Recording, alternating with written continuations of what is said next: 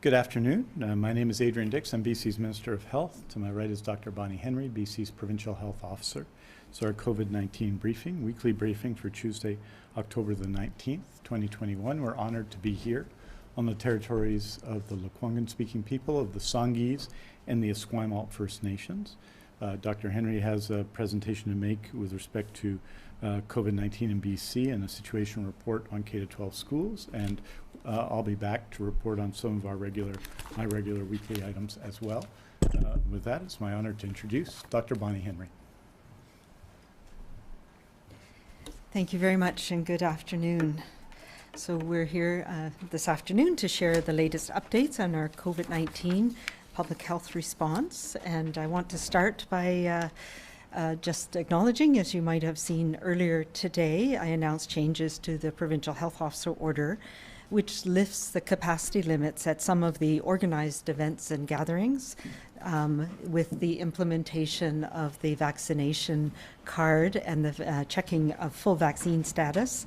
So effective October 25th, one day after the full vaccine requirement comes into effect, we'll be able to increase to 100 capacity at indoor sporting events, indoor concerts, theaters, movie theaters, dance and symphony events, and some of the great arts and sports that we've been missing, as well as indoor organized events such as weddings, funeral receptions, and parties. I will, as well, we're going to be lifting that restriction, the requirement that everybody be seated at restaurants and pubs to allow a little bit more freedom of movement, with the fact that everybody in those situations will be fully vaccinated. I will remind people, of course, that the other public health restrictions remain in place, including the indoor mask requirement when you're moving about. And these changes are applicable where proof of vaccine status is being checked, and also where there are no regional health orders in place. And as you know, we've been monitoring that very carefully, and regional orders are in place in some areas in Northern Health, Interior Health, and Fraser East, for example. So we're hoping to leverage the benefits of the vaccine card, and this is an important first step of that, and we'll be monitoring carefully and looking at whether we can take away additional restrictions depending on how things evolve over the next few weeks. In addition to the changes this morning, I want to share today our first school situation report. As we talked about a number of weeks ago, we've been trying to collate information in a more systematic way than we were able to do last year, and to be able to provide that information on a monthly basis so people have a good sense of what's happening in our schools. So this first report looks at the impact of COVID-19 on children and K-12 schools. It will be posted after the briefing today on the BC CDC website, and there's quite a bit more detail in it, so I encourage people to go there. And we will have additional reports released on a monthly basis. And as we are able to collect more information and get the systems in place to put this together, we'll have more information available as well. But first off, I wanted to start with looking at presenting the update of the age-based cases that we've seen. So this is the rate of infection per 100,000 population. And last time I presented this data was about 3 weeks after school had started, and we had seen a dramatic increase in those 5 to 8 and 9 to 11-year-olds. And so you can see, as case rates are coming down across the board, we've also seen, thankfully, a dramatic drop in case rates in the school-age younger children. And we continue to see a low rate in the 12 to 17-year-olds, particularly in the areas where their vaccination is high in that age group. One of the things that we want to do is look at those case rates and see the impact of where people are being infected. So we look at the age, we look at where the geography, as well as what's happening in the communities around those schools. And as we can see across BC, we've seen a decrease in young children and the school-age children as well across BC, but particularly this has been pronounced in Interior Health, and Northern Health, where we saw the biggest increases. And certainly at the beginning of the school year, it was a dramatic increase in interior health that we were seeing primarily, again related to the increase we were seeing in community across interior health that started in August. And that's now taking a downturn. Northern Health continues to remain higher than in other parts of the province, but we know that that is a reflection again of what we are seeing in communities across the north, and reasons why we brought in additional measures in much of the north last week. We do see, however, that those rates remain stable in the vaccinated population and the 12 to 17-year-olds, and they remain low in the areas where we have very high immunization rates in families and communities, particularly Vancouver Coastal and Island Health. So this gives you a good sense of where we are now. This tells the picture a little bit of what we're seeing and why we're seeing this. So what it shows in the light blue line is the percent positivity, the 7-day moving average of daily test positivity in the different age groups. And the darker blue line tells you the rate of tests. So this is a summary of some of the information I presented a few weeks ago, which showed that we had a dramatic increase in number of tests being done, particularly in school-age kids, but also in younger children 0 to 4. And this reflects people coming together again and going back to school, but it also reflects that we're starting to see other respiratory viruses causing infection in children and in communities, and that's adenoviruses, some enteroviruses that cause respiratory infections, a little bit of parainfluenza. We have not yet seen a lot of influenza, but we did have our first influenza positive in quite some time just this week. So we'll be carefully watching that. But what this shows us is that across the board, we had an increase in rates of testing in this age group, and we had a steady decrease in the percent positivity. So it is telling us that we're looking for this in younger people, and we're finding it, and those rates have now come down. One of the other things, of course, we're very concerned about is, are we seeing severe illness in children? And we've been watching what's happened in other countries, particularly the US, where there was a dramatic increase in hospitalization in school-age children. We have not, thankfully, seen that here in BC, but we will continue to watch. We have seen very few children admitted to hospital, thankfully. In the past week, we have had one admission in So we've had 5 new admissions in the 0 to 4 age group, 1 in the 5 to 11 age group, and 1 person 12 to 17 who were admitted to hospital. And there were no admissions in the school-age children to ICU in the past week. So that's important for us to watch as well. Again, in the areas where we have children who are immunized, the 12 to 17 age group, we can see that hospitalization is much, much less common, even though it's rare across the board, less common in youth who have at least 1 dose of vaccine compared to unvaccinated young people. Again, this is something that is important for us to consider now that we know that Pfizer has submitted the complete package to Health Canada for approval in younger children. And it reminds us again the importance of protection of children from a transmission, not only to prevent hospitalization, but to prevent that transmission of disease in these important settings. Finally, in the report, what you'll see is a more in-depth analysis of the clusters we are seeing in schools, particularly in the interior health region, where we had those high rates of transmission in the community, and we saw the most increase in child age infections. And so there were 80 clusters where COVID transmission may have occurred in the school setting during the first 5 weeks of the school year this year. So a total of 314 cases were linked to these clusters, which is about a quarter of the cases among that age group of children in the region. And a cluster, as we've defined it, is 2 or more cases within a 14 period of time.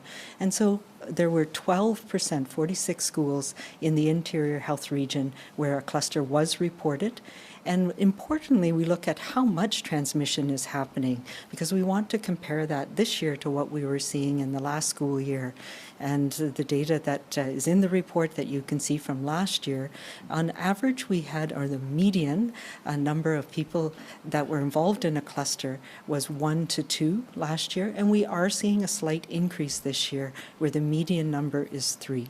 But it is still remains small, and across the board in the province, less than 1/3 of schools have had a cluster. And I think that's important. We can see that these are always stressful situations, and we know there was a lot of anxiety going back into school this year, and it's important for us to provide this information as best we can so people know the situation that's happening. So what we can see is that across the board, the number of schools affected have been about 1/3, which is about the same as what we saw last year. And there is slightly increased transmission, but it's mostly controlled. And again, most of the infections, the source of infection for school-age children is outside of the classroom.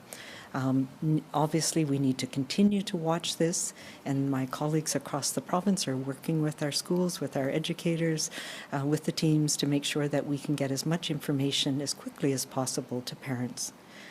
I will say again that we know it takes time to do those case investigations, and that parents are often the first to know if their child is ill.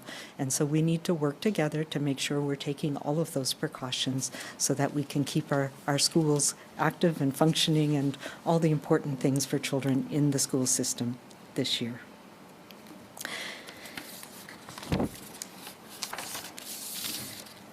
The other, of course, things that we've been in terms of vaccines that we've been working on this week, we have a few encouraging updates. We've been monitoring, again, the outbreaks and cases in long-term care facilities as we've started to roll out the booster doses in those settings. Again, we see that they reflect the community rates of transmission. The measures that we've put in place, including prioritizing that third dose for residents, just as we did with COVID vaccines the first time around, to ensure that our most vulnerable have that maximum protection. And we've started with those facilities where there is a risk, where we've seen a person, either a staff person or a resident as a case, and also prioritize those facilities that started early and had the reduced interval to make sure that we can provide protection as quickly as possible. And our teams are working hard to get those doses into arms as soon as possible. I will say the other part that we have around our long-term care, as we know, it's been a week now since the requirement for workers in health in long-term care and assisted living to be vaccinated, and that is going very well. It's that extra layer of protection. But we've also recognized the importance of upping the infection control precautions that are being taken, even with that fully vaccinated population, knowing that everybody needs to take these measures right now, so that our seniors and elders in care can be as protected as possible. Having said that, we are also looking at where other booster doses might be needed in our community for those who are most vulnerable, and we'll have more to say about that later on this week. In addition to encouraging everyone to get their COVID-19 vaccine, today marks the official public launch of our influenza immunization program. And we know last winter, despite the challenges with COVID-19, we had very few, actually no active cases of influenza from outside. We did have a few influenza swabs that tested positive, but they were mostly from young people who received the active vaccine. So that is good. And partly that was because of our high level of immunization, as well as the fact there were many public health restrictions in place through that winter season, which limited our ability to move around and spread, and particularly international travel restrictions, which we know is one of the ways influenza spreads around the world. This year is a different situation. Not only are we needing to take precautions because of how easily this new Delta strain spreads, but the BC vaccine card also allows us to spend more time with others, and we know that some of the international travel is coming back. I'm strongly encouraging everyone in BC this year to be immunized against influenza as a way of protecting yourself from this other serious respiratory infection, but also reducing the respiratory transmission risk in our community so that we are taking that burden off our healthcare system as well. And this year, the influenza vaccine is available for free for anybody over 6 months of age for whom it's recommended, but particularly people who have underlying health conditions or who work with and care for people who have compromised immune systems or underlying health conditions. It's most important that you protect yourself and them from influenza as well this year. As anticipated, we've seen once again the recent announcement from the United States that when it comes to international acceptance of what's considered fully immunized, the situation continues to evolve and quite quickly. But I was very pleased to see the U.S. is now in step in recognizing the approach we've taken here in Canada, and is accepting all of the mixed doses that we've had here, including AstraZeneca and different mRNA doses. And I think it's a credit to the work that we've done here in Canada to show the effectiveness of these vaccine combinations. And I'm just very pleased. That means people in BC who are fully immunized will now be able to travel to our neighbour in the south as well. It is further evidence, of course, that all of the available vaccines approved for use here in Canada are safe and highly effective, no matter what combination you've received. So I think that's very encouraging news that that's starting to be recognized more internationally. The one other thing I wanted to address today is questions that I continue to get about post-infection immunity.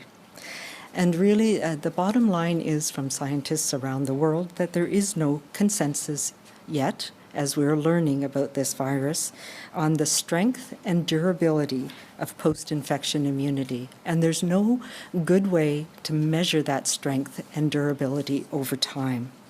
Yes, we do absolutely recognize that most people have some immunity from for some period of time after being infected. And early on, when we had limited supplies of vaccine, we didn't prioritize people who had a recent infection within 3 months because we knew that most of them had some degree of protection against this virus. But we've also seen studies that have shown that that protection can be very variable depending on the type of infection you had, depending on your own strength of your immune system. And there have been some small studies that have showed that some people do have very long and durable protection post-infection.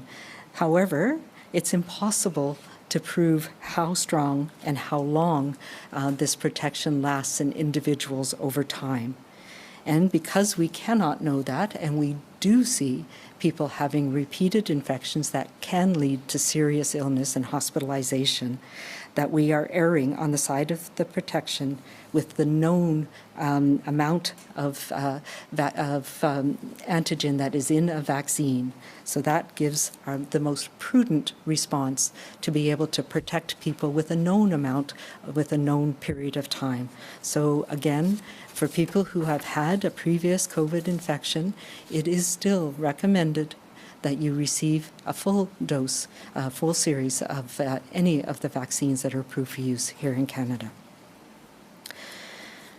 So every week we do stand here before you to provide you with the latest updates, the latest research and information that we have, and every week we have lots to share. This is because we are seeing that this pandemic continues to evolve.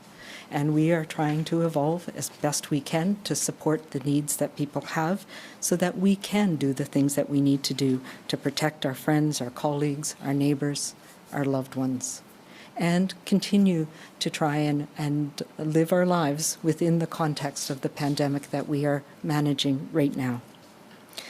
Here in BC, people have faced this storm with compassion and determination. And even though we know that things are not as where we want them to be right now, we know that the vaccine is giving us good, strong protection, and we can see that in the results. Then we can see that in our ability to get back to doing those things we love with the other people who are also protected. And we need to ensure that we're caring for each other and doing our part that benefits everybody. So thank you very much for that, and I'll turn it over to Minister Dix.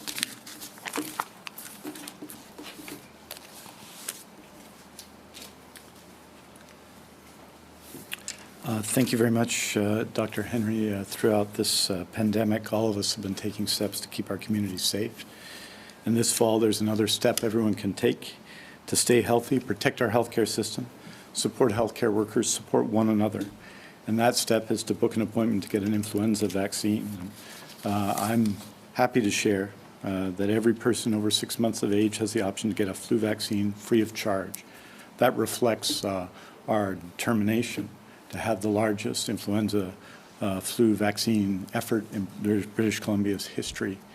2 years ago, and in previous years, British Columbia received about 1.5 million doses of vaccine. This year, the number will be 2.4 million. That's 200,000 more than last year when we got extra doses. And that reflects the need right now, to ensure that we are protected and as protected as possible as a community from respiratory illness this fall. That the challenge of COVID-19 is significant, and we want to reduce other challenges the healthcare system faces. That's important, but as well, we want you to stay healthy and to stay fit throughout this winter, coming fall, winter, and spring. It's more important to take these steps than ever. You can get your flu shot by contacting your local pharmacy, your primary care provider, through a public health unit, or through other healthcare facilities.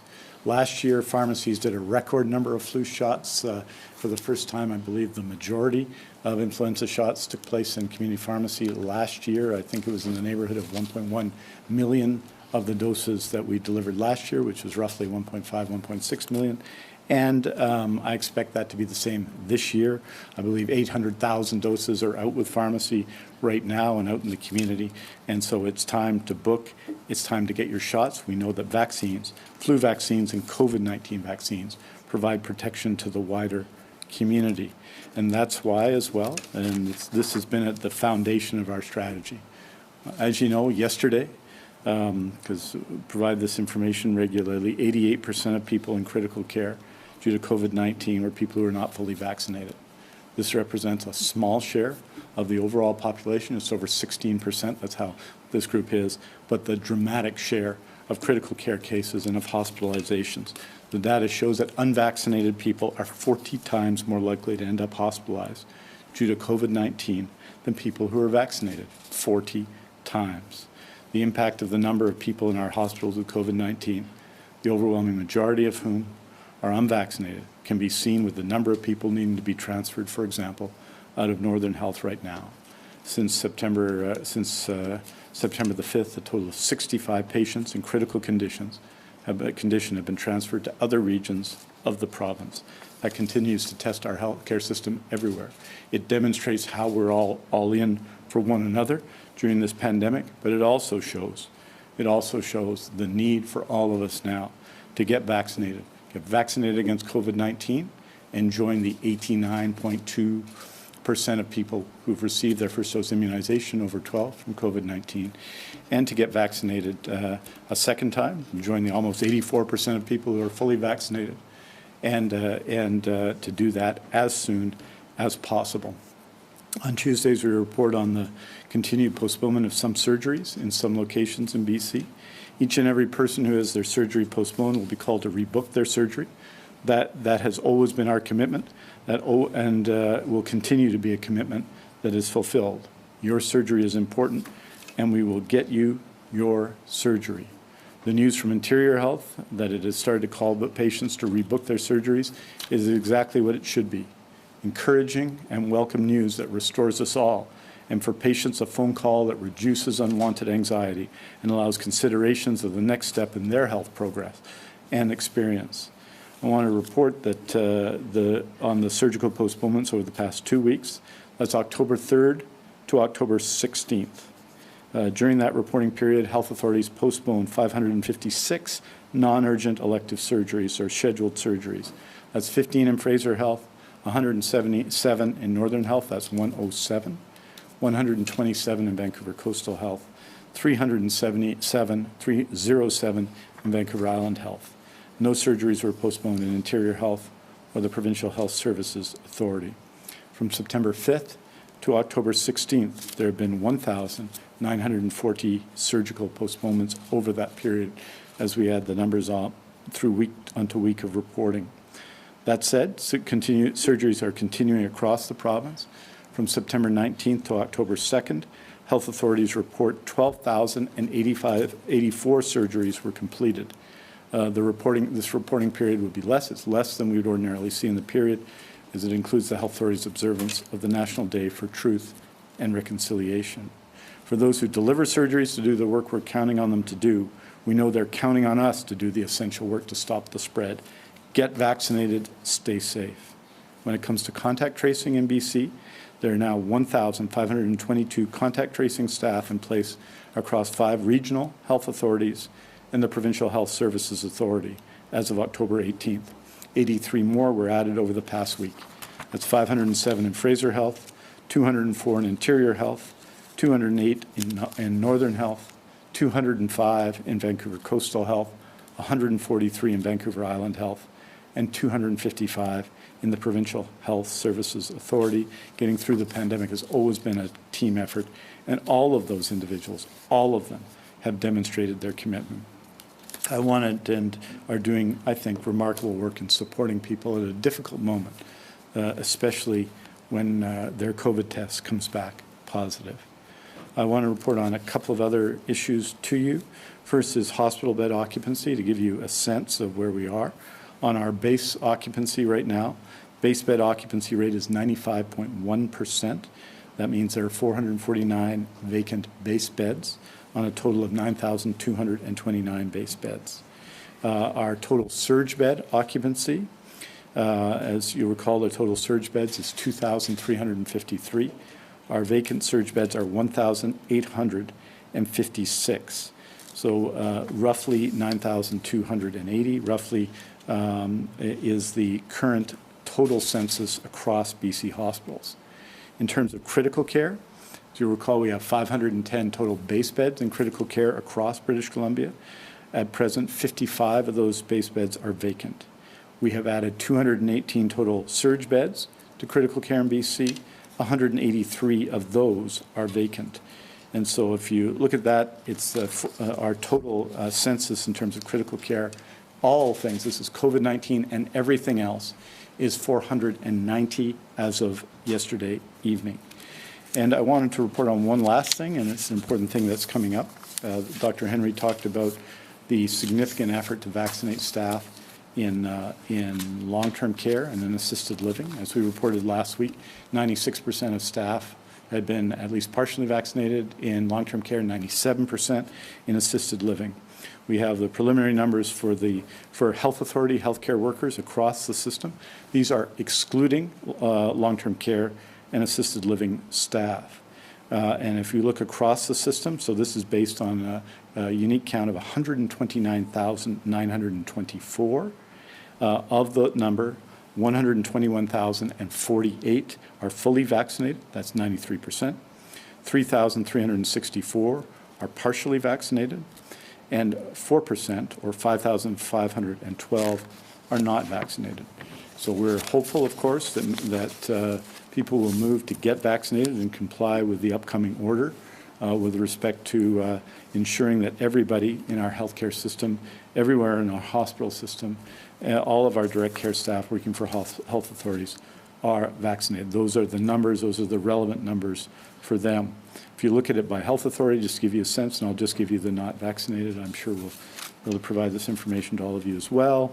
By health authorities, it's 2% not vaccinated in Fraser Health, 7% not vaccinated in Interior Health, 6% not vaccinated in Northern Health, 3% in the Provincial Health Services Authority, 3% in Vancouver Coastal Health, and 5% in the Vancouver Island Health Authority. So essentially what we're seeing, that the 96% mark is a very similar number to what we saw in assisted living and in long-term care. I want to thank each and every one of us who's taken that option, who have joined the path of getting vaccinated, of reducing transmission, and of getting back to the things that we love to do together. I think the effort by everybody in the healthcare system is all in right now.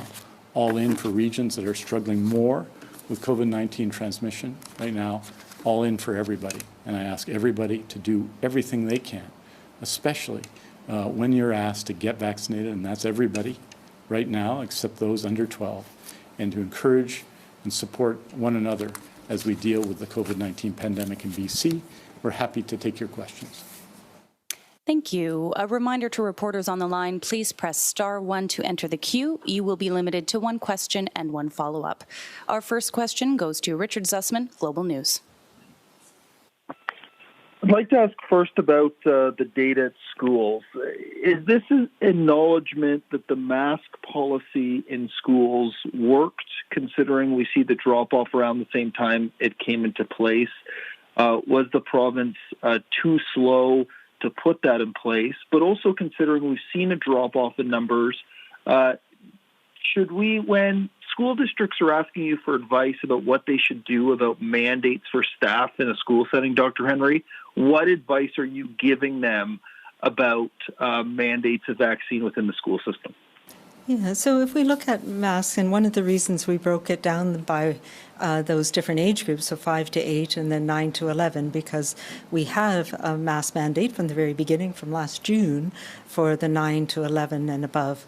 And we don't see a significant difference in both the increase or the decrease in those two different age groups. So I do believe masks are important. I've said that many times in certain environments, and yes, it is important, particularly when you're moving around people that outside the classroom, etc. So it is one of the important tools, but it does tell us that the other measures we have in place are also important in the schools. And if we look at the rates in the adults in the school system and the 12 to 17-year-olds in the school system, again, we see that there's less transmission the more young people and staff who are immunized.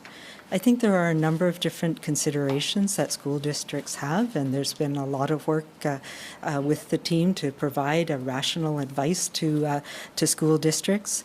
And yes, I do think it's important that we get as high immunization rates as possible, because we know how disruptive it is to both education and growth and wellness for children and for families if schools are disrupted. So schools can be disrupted for a number of reasons. We have seen and we continue to see that it's very rarely related to widespread outbreaks, but it can be related to transmission or staff being off ill or having to isolate. So those are considerations that school boards have to make, and we are looking at all of the different aspects and options that they have for staff across the province. Richard, do you have a follow-up? Can you explain to me what data you're seeing to give you confidence to go to 100% capacity for these indoor events? Have we just not been seeing transmission when the vaccine card is needed? Also hoping for clarification. I understand you've removed the limits around people being able to get up and move around, but are people allowed to dance in that regard? And then also, could you provide an update on how many people have died that are fully immunized? That's one of the stats we don't get. And do we know of the death numbers, how many of those people are fully immunized? Thank you. Yeah, so I can start with the last one. I don't have the number off the top of my head. It is part of the data that we present in the BC CDC surveillance deck that comes out on weekly. It has a table that tells you exactly how many and by what age group. We have had deaths in vaccinated, partially vaccinated, and unvaccinated people. So it does vary, and it varies. It reflects, of course, what we're seeing in long-term care homes, where we see that the virus can spread very rapidly, and there's a very high rate of immunization in older people, our seniors and elders in care in long-term care homes. And tragically, that's a large proportion of the deaths that we've seen recently, older people who are in long-term care. And we count a death in a long-term care home during an outbreak if somebody dies, even if they don't have symptoms of COVID. We know that there are asymptomatic infections in people, particularly if they've been vaccinated. But if it occurs within 30 days, then it is counted. So that information is available. I can get it to you afterwards. In terms of the restrictions, we had always intended to lift the capacity restrictions in these seated events. So the hockey game, the theater, movie theaters, once we got to the point where it was only fully vaccinated people who were in those settings. So it doesn't reduce the risk to zero. It means that we are mitigating the risk. We know that the risk of people who are fully vaccinated transmitting the virus and getting sick is much, much less. So that reduces the risk enough that we are confident we can, when we get to that point, have more people in those environments.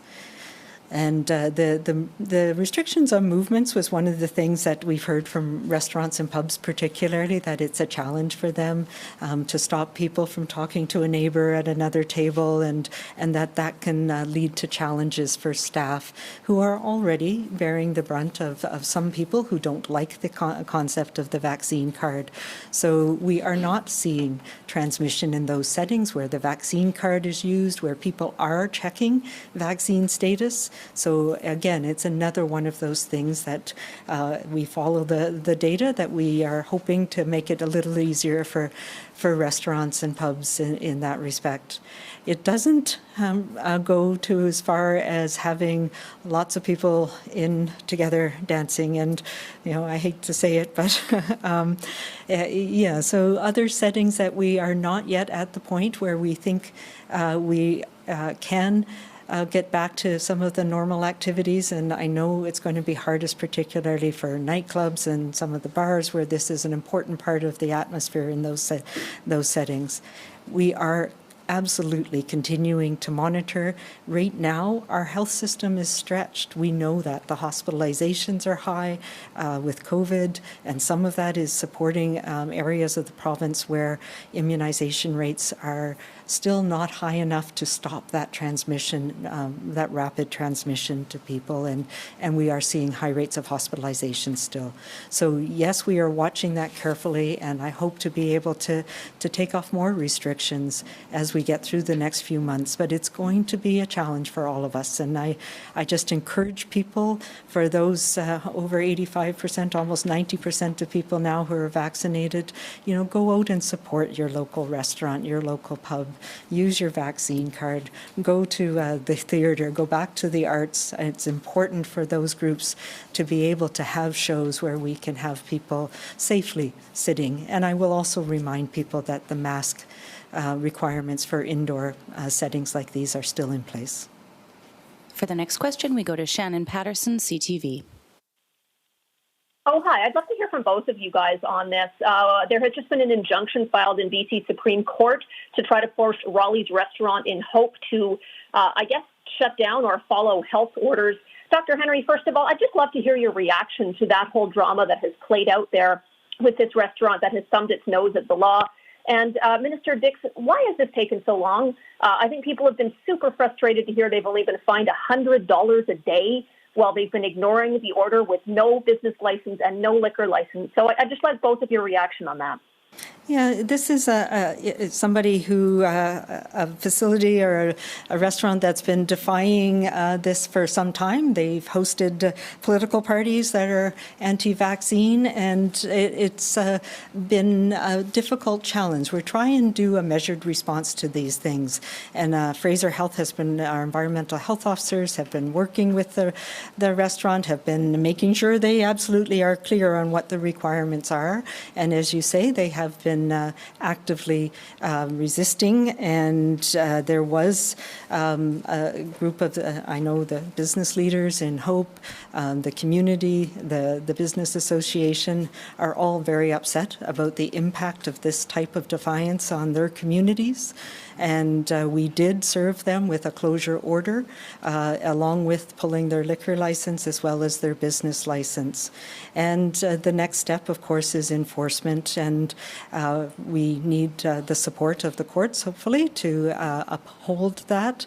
We're trying to balance the need for public safety and making sure that we don't put our teams at risk. I know some of them have had some challenges in dealing with the restaurant and people in the restaurant, so we don't want to create a situation where things are not safe, but we recognize that these are not ideal. Clearly, it shows people that they don't respect their neighbors, they don't respect their business neighbors, they don't respect their community, and that is something that we are hoping that we'll get an injunction to help support us in closing.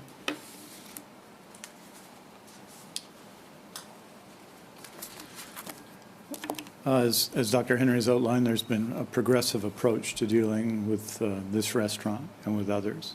And now we are at the injunction phase. And of course, we're disappointed to be at this phase because health authorities, as you can imagine, are unbelievably busy, especially our largest health authority, the Fraser Health Authority. And as you know, there are measures in place in the Eastern Fraser Valley right now because of high case counts of COVID-19. So you bet I understand that businesses and communities are frustrated when the vaccine card, which has been overwhelmingly taken up by, we're going to close in on, I think it's 3.7 million people have got their card and are supporting this measure, and is a necessary measure to allow us to have things such as sit-down restaurant meals in a difficult and challenging time of pandemic. I understand that frustration. We go through a legal process in each case, but I have to tell you that it would be my expectation, although that this approach will be used by other health authorities as well, if necessary. What has been successful in many cases is engaging with, for example, restaurant owners, but other business owners, and we've seen that work in a number of cases. And obviously, it's preferable to seeking injunctions when we have, of course, many other things to do. But the injunction, Fraser Health, in this case, needed to seek the injunction, and they are. And hopefully that sends a message about our determination. But of course, it's also our expectation in a pandemic that this is what we owe one another, to follow public health rules which keep people healthy and safe in a difficult time. And it's our expectation people will do that. Shannon, do you have a follow-up?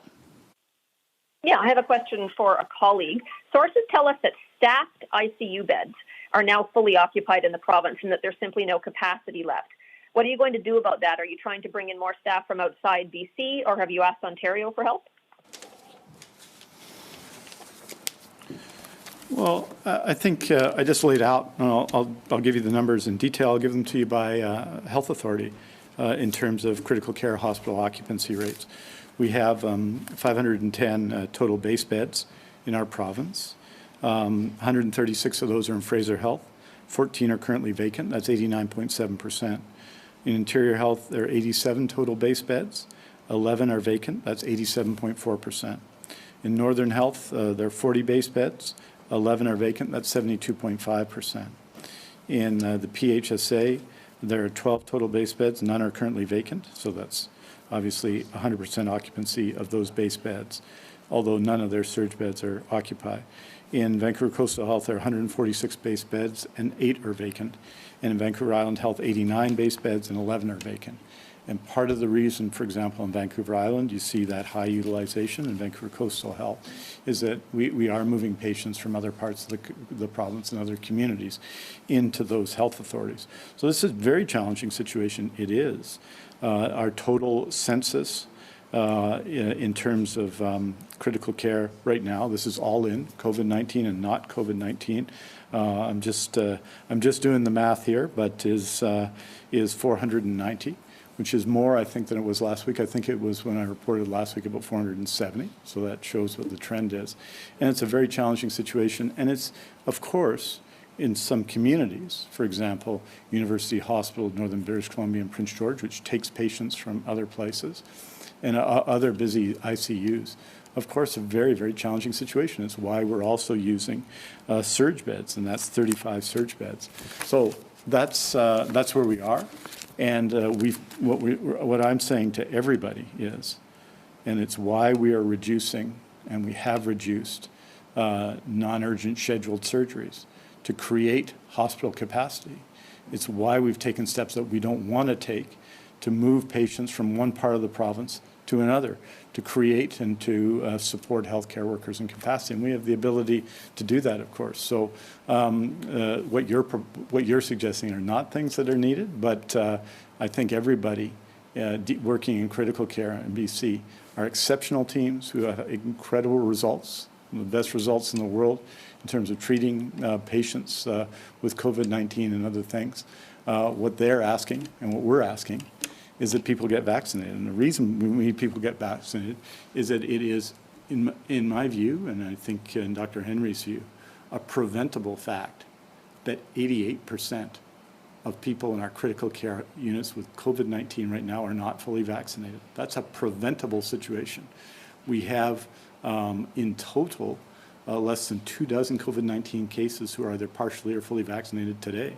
And if that were the situation, obviously we, across the province and with everyone, we'd be all vastly better off. So the message here is we're going to continue to manage the healthcare system to protect it and to support healthcare staff. We have quite a bit more capacity to do that should we need to take other steps. But the message to everyone is get vaccinated. For the next question, we go to Lisa Eusda, City News. Hi there, Dr. Henry. Just following up a bit on what Richard asked, I'm just hoping you can give a little bit more clarity about how you know it's safe. You know, you said that it's not 100% safe that when you will allow full capacity again. So what is the limit, especially when Minister Dix is talking about how full the hospitals and ICUs are? How do you know that it's not going to backfire? Because people are having a lot of time trusting this virus and trusting the approach. Absolutely, and we need to remember that it's the vaccine helps us, and it helps us get back to being able to do things in those settings where we can mitigate the risk. But it is not for everybody. For people whose immune systems are not strong, this is not the time to go to a place, even to perhaps a theatre right now at full capacity. But we have not been seeing large outbreaks with the measures that we've had in place now in those settings where it's controlled, where people are actually checking vaccine status and where people are wearing masks and staying seated. It's not taking off in the ways that we have seen in the past, with the exceptions of some of the communities where we've seen. So last week, of course, we put in additional precautions in the north because we were seeing it. So these measures don't apply. We're not increasing capacity in events in northern communities right now where we're seeing a lot of transmission. As a matter of fact, we've put in some additional restrictions, most of which affect people who are not vaccinated to try and reduce that risk to them and to others. But some of them do affect people who are vaccinated, recognizing that when there's a lot of virus around, there is going to be transmission at a much lower level, but there's still that risk. So it's not 100%, but we need to find that balance of being able to do those important things with the best measures that we have in place. So it's making sure that we are checking the vaccine card, that people are protected as best they can, that you're still wearing masks, that we're not gathering together in large groups. You go in and you experience it in the way that is safest for everybody. So I'm confident that where this is happening in those areas where we have high vaccination rates, that this will be a measure that is not going to increase risk and that we'll monitor it over time. Lisa, do you have a follow-up? perhaps more for Minister Dick. With it taking this long to get to the injunction phase with Raleigh's, and now people are going to be allowed to move around, but they're supposed to keep their masks on indoors, and Dr. Henry saying that it works when vax passes are checked at the doors. If it's taking this long to get to where you're at with Raleigh's, how are you going to keep up with the people who are, doing half measures across the board? We do hear, and particularly we hear complaints from communities where immunization rates are lower in the north. We've heard a number of complaints in the north, and this progressive approach has been applied in those areas, and yes, it is a challenge. But I will say that we have overwhelming support for people feeling comfortable going into a restaurant, going into the theater, going into a movie theater, knowing that everybody else there is vaccinated too. So I would say to you, be sure to let people know that you support this. Support those restaurants that are doing the right thing, making sure that we as a community are saying this is something that we do together to keep us safe. Those are the safest things that we can do that allow us to have those important things in our life right now. The next question, we go to Rob Brown, Dawson Creek Mirror. Good afternoon. Thanks for taking the time this afternoon. First question is there a timeline for when the province is going to be going mandatory vaccinations for children, and what does that look like? Yeah, I actually don't see at this point that mandatory vaccinations will be required for children. I think there's a whole lot of considerations that we put into mandating vaccines, and as we've talked about a number of times, it depends on risk to the individual, but also the situation that we're in and risk to others by the protection that we have or don't have. And that's why my focus, of course, has been on making sure that long-term care, people who work in long-term care, are protected for their own protection so they don't bring things home to their families, but also to protect the other workers in that situation, and most importantly, to protect the elders and seniors we care for. What we see with children, thankfully, is that they don't have severe illness for the most part with COVID, and so that risk-benefit on an individual level is different. Plus, we know that some of the disruption that they have in their lives, and it's a way to try and minimize that. That is really important. It's important for growth and development of children. But this is not something that we're considering at this point. We do have provisions for unvaccinated children, for example, to be excluded if there's an outbreak for their own protection. And those are the measures that we will think about going forward. But we're actually quite excited that we'll have some way of protecting young children from getting sick from this virus, but also making sure that they can continue to experience the life that they need during this period in their growth and development. Rob, do you have a follow-up? Absolutely. We have a fair amount of chatter up here of, about, when the days the passports are no more, and people looking to, quite frankly, outweight the passport requirement. Is this something that either yourself or the minister ever see going away as far as, a British Columbia without vaccination passports, or is this as common now as your driver's license and your fishing license? The BC vaccine card program is designed to address those high-risk situations, so indoor settings, in settings that are discretionary, so it's not about essential services, where we can mitigate the risk and allow people to experience those important things in their lives. But there's also alternatives for people. There are alternatives like takeout, like watching on TV, the hockey game, etc. So I don't think these are a part of our life forever. But I will say right now, with what we are seeing, this is not the time to game the system. This is not the time to try and pretend and get around it because you don't like the concept of it. It's about making sure that we're doing what we can to keep those people who are not yet protected from vaccine from getting sick and from passing it on to others in those higher risk settings.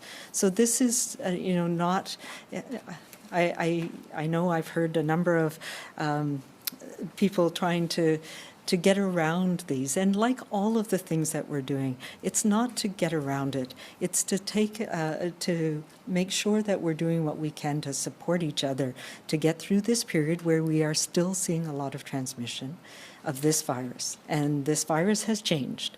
So we need to adapt our measures and the things that we're doing to keep each other protected and to make sure that we can get through this fall and winter.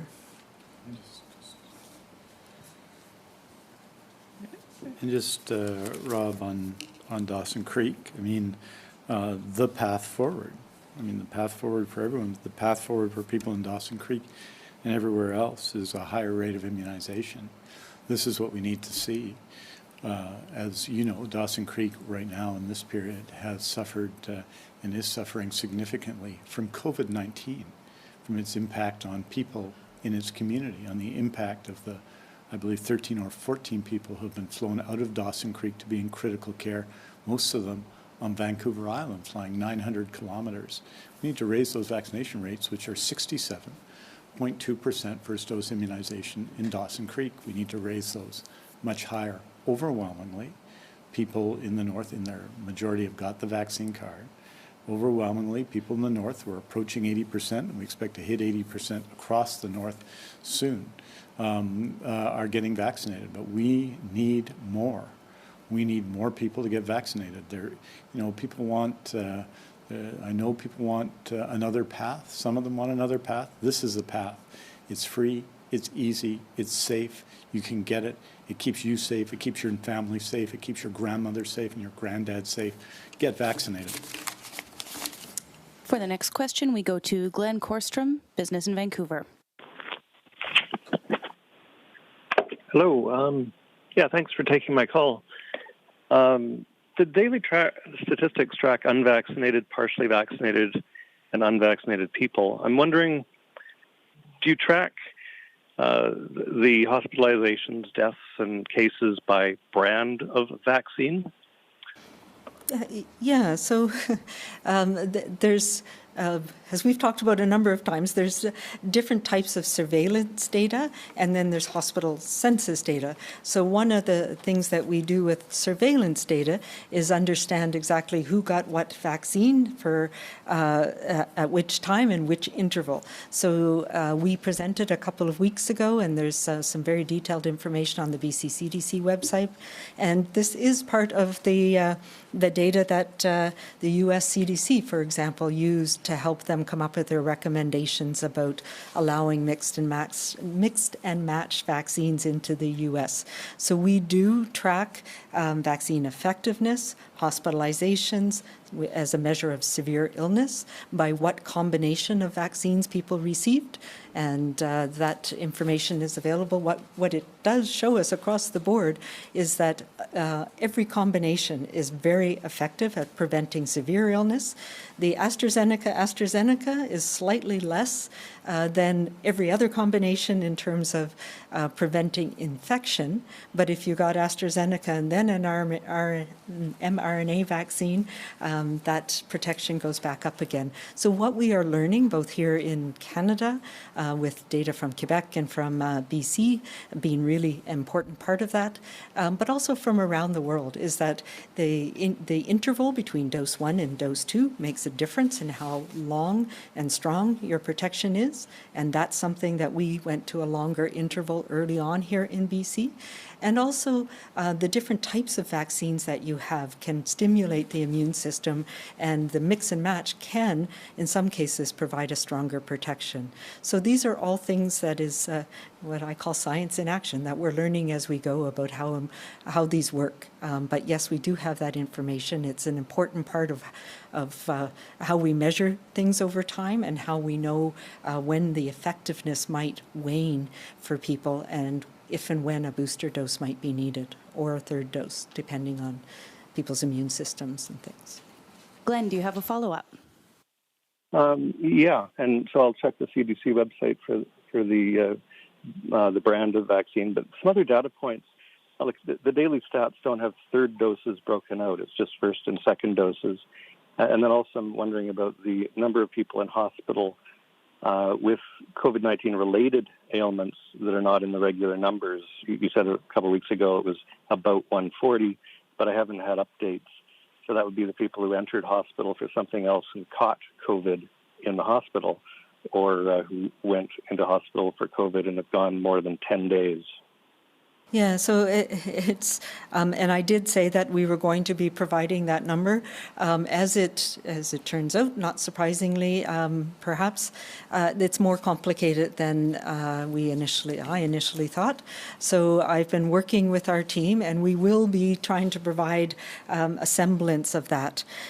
So what we do measure, we measure the number of people with COVID, and what we want to understand is how many people who've been diagnosed with COVID end up at some point in their illness in hospital. And we only want to count them once so that we know what percentage of people have severe illness or hospitalization. We also want to know how many people end up in critical care. On the other hand, we also are following how many people are in hospital with COVID, and that is a different question. It's about capacity, and the minister presents those data on an ongoing basis. And some of the people in our hospital census are people who've had COVID and are no longer having an acute illness. So it's not an automatic at 10 days. It depends on the person's illness. If you're in ICU, you may not be considered recovered from that acute illness for 30 days or longer. It depends on how the course of your illness goes, even though you may not be infectious anymore. So in what I am learning is that marker that we've put in to help the hospitals manage staffing in different units. So the information is collected not for us to understand how many people are recovering in hospital, but for hospitals to manage operations. So, which is all to say, I'm trying to get a better sense of what that number is. From the initial look at it, it's somewhere around 200, we think, but that includes a variety of things. It includes people who are over their acute illness and are recovering in hospital, and we're looking at how many those are. At least a third of the people that we're talking about are people who were in hospital, discharged more than a month earlier, and have come back into hospital sometimes for complications from other illnesses or for other reasons that may not have anything to do with COVID.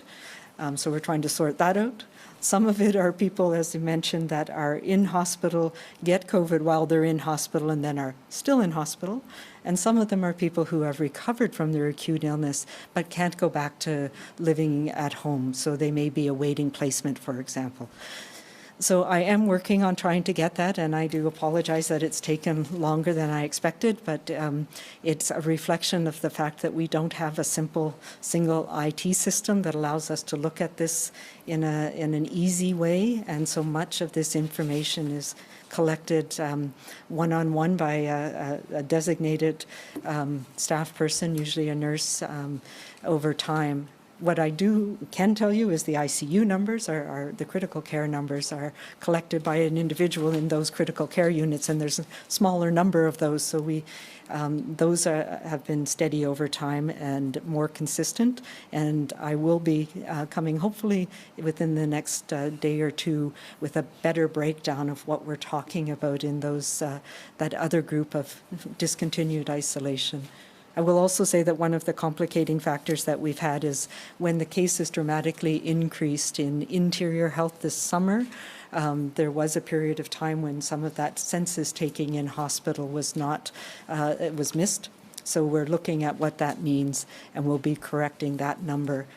All of those people are counted in our cases of people who've had COVID, but there's some people who the hospitalizations have been missed.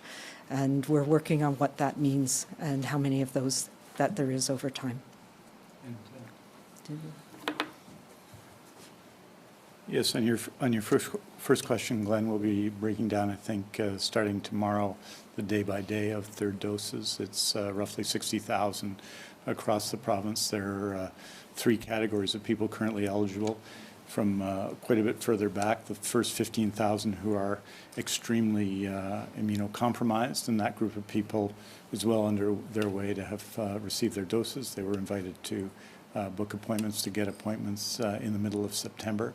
The second group are people in long-term care and assisted living, and we're making, I think, significant progress and will in the next this week and next week to meeting that test for residents of long-term care and assisted living.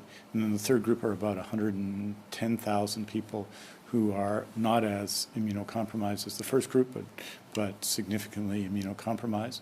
And they've been invited, people such as cancer patients, for example, and they've been invited to book as well. So of those categories, about 60,000 have been done, and we'll start reporting on third doses, I think, tomorrow, as we have first and second doses through the time. I would say in the past 7 days, there have been more third dose immunizations than first dose, as you'd expect, given that we're now at 89.2% of first dose immunization. But we're obviously pushing people to get first doses to complete their course with the second dose, and where eligible and required based on being immunocompromised, or the protection we're providing to long-term care in those settings as well. And our final question today goes to Belle Puri, CBC. Hello, and just a reminder, please, we'd need our answers both in English and French. The vaccination rates among Indigenous youth are low compared to their elders and non-Indigenous youth across BC, and advocates have voiced the need for better vaccine campaigning to address this issue among Indigenous youth. How will the government work to improve vaccine messaging and outreach to urban Indigenous youth? Yeah, that's a really good question, and something we've been working on a lot. Dr. Danielle Bain-Smith in my office, and particularly Dr. Shannon McDonald with the First Nations Health Authority. As you know, we've been linking data for First Nations and other Indigenous peoples from the very beginning of this, and that information is housed and used by the First Nations Health Authority, and these are some of the things that we're seeing. We saw a really strong uptake early on. We prioritized a number of First Nations communities, and we took an all-of-community approach, which means all of the adults. And in those communities at the time, of course, it was only 18 and or 17 and above who were eligible. So we saw real strong uptake early on, and then it's leveled off. And it has been a challenge. It's also a challenge because the proportion of younger people in those communities is higher than in many other communities. So there's still a higher proportion of younger children who are not yet eligible. And it's been a challenge getting vaccine for the 12 to 17. A couple of the issues have been, much of the early immunization in communities, both urban communities or near urban centers as well as remote communities, was with Moderna because it was more flexible from a logistics point of view and didn't need quite the same level of freezer stable time. But of course, the Moderna wasn't approved for use for younger children for considerably later than Pfizer. So going in with when the whole community got Moderna and offering Pfizer to younger children was the teenagers was a challenge in some communities. And of course, there's been some pushback in some communities about people being concerned about the effects of the vaccine. And we've been meeting with First Nations leaders to try and get ideas about how we can do this better, how we can make it safer for young Indigenous people to get the vaccines and to get them as quickly as we can. So these are not easy questions to answer. We are certainly looking at it, and especially now we've started to see increased rates in First Nations communities. We have about 7 times increase now compared to non-First Nations communities in some areas. So it is an important question. And some of the specifics we're doing, I point you to the First Nations Health Authority website. There's some great information, but it really is about trying to tackle it on an individual, community by community basis, having those trusted leaders answering questions for people. And I've had the privilege of spending many hours over the last few weeks with leaders across the province to try and come up with some strategies for that.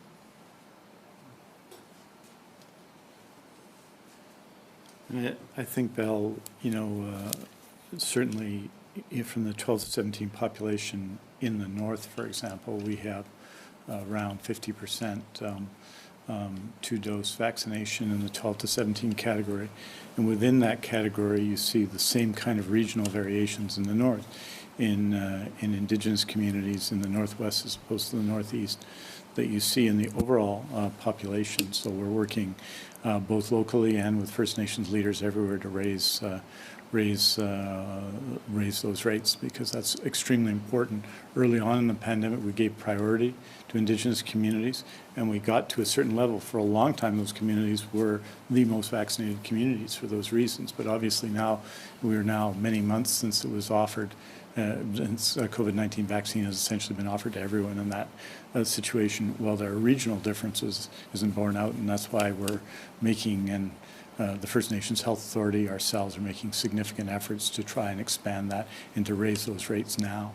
Je dirais en français que pour les communautés des Premières Nations, ici, il y a une grande variété de niveaux de vaccination. On travaille fort, mais il est vrai que parmi les jeunes, surtout dans certaines régions, le niveau de vaccination est beaucoup moins élevé qu'ailleurs.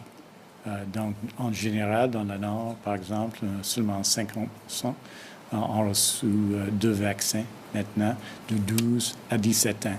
Et la situation parmi les gens de Première Nation dans la région est de même. Et les variétés régionales aussi, entre le nord-ouest et le nord-est, sont équivalentes à la population en général. Donc, on voit ça dans le niveau de vaccination. Donc, c'est très important. Si on est dans une communauté isolée, par exemple, la risque, on risque maintenant de ne jamais vu COVID-19 et puis de le voir d'une manière massive d'un moment à un autre. Donc, c'est nécessaire d'être vacciné. Dans les régions urbaines, on voit un peu la même chose et on travaille fort avec les organisations, avec le First Nations Health Authority pour soulever cette campagne, pour augmenter les chiffres, mais aussi certainement pour assurer que les gens des Premières Nations sont protégés contre le COVID-19. Belle, do you have a follow-up? Yes, please. How many children aged 5 to 11 in British Columbia have already been registered to be vaccinated? We're wondering if you can elaborate on how you plan to roll out the vaccination program for children. Will the vaccine be available at the same time across the province, or perhaps certain communities targeted first? Looking for an update on, also where children will access the vaccine. Well, I can give you the generals. I know the minister has the numbers on the number of people who's been registered so far. We have about 340,000 children in the 5 to 11 age group. And we know from polls that have been done, I know there was one that just came out yesterday, that shows about half of parents, a little more than half of parents, want to have their children protected as soon as possible. So that's good news, and I know it's something we've been waiting for to make sure that we can support young people. And how we're going to do that will vary, and those details are still being worked out. It will vary by community. We expect that we will have enough vaccine to have it available everywhere in the province at the same time, but it will be different strategies depending on the community. We're talking, for example, in some of the more remote communities, we may do it at the same time as a booster dose for certain people in that population. So these things will vary depending on what, how the community would like to access. I will say that it will mostly be done by the immunizers that are experienced in providing vaccine to children in clinics, and so there's very specific family-oriented clinics in many communities, for example. It will not be largely through pharmacies or family physicians' offices to start with, because we need to continue to ensure that every dose gets entered into our IT system. And so we're looking at ways to facilitate that. We need to have every dose in our immunization registry. That, the 8 million and plus doses that we've had, it's what allows us to show the effectiveness and the safety of vaccines, knowing exactly which lot number of which dose has gone into each individual's arms. And we talked earlier about how do we know vaccine effectiveness by different brands of the vaccine, and that's because it is so important when we have new products like these that we measure that so fastidiously. So our IMS BC program has that ability, and we are onboarding pharmacies to be able to provide that. But we also hear from parents that they want to be with their child. They want to be able to be in an environment that's supportive for children. So we're working those details out, which sounds it will it's hard to describe because there's going to be different ways of approaching it depending on the needs in different communities.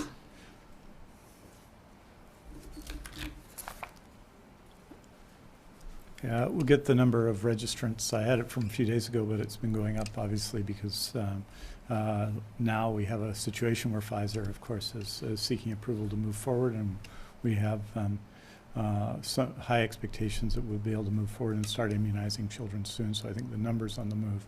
One of the interesting things about, and we're learning the lessons from the 12 to 17 vaccinations, which are going very well. They're well over 80% province-wide, but 12 to 17 still lags other categories.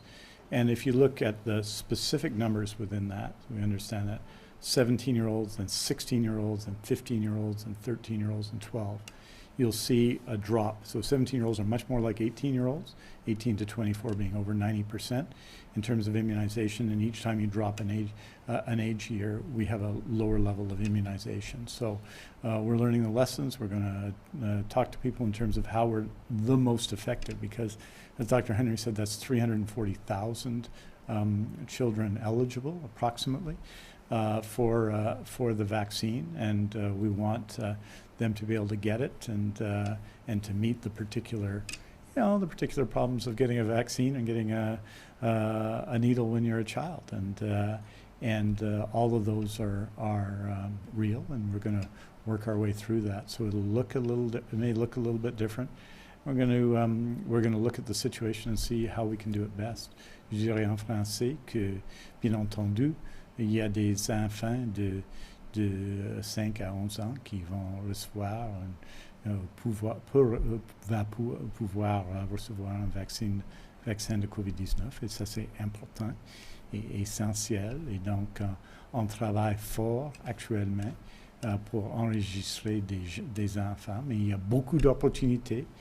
On n'a pas perdu votre place en attendant.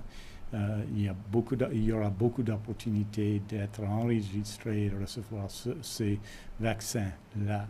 On va aussi apprendre les leçons de ce qu'on a vu pendant nos efforts de vacciner les gens de 12 à 17 ans. On voit que les gens de 17 ans ont un niveau de vaccination beaucoup plus élevé que les gens de 12 ans. Et on va travailler fort avec les parents et les autres pour assurer la réussite de cette campagne. Mais bien entendu, on est ravis avec cette opportunité et on va travailler fort ensemble pour assurer que c'est une réussite aussi. Merci beaucoup. Thank you very much.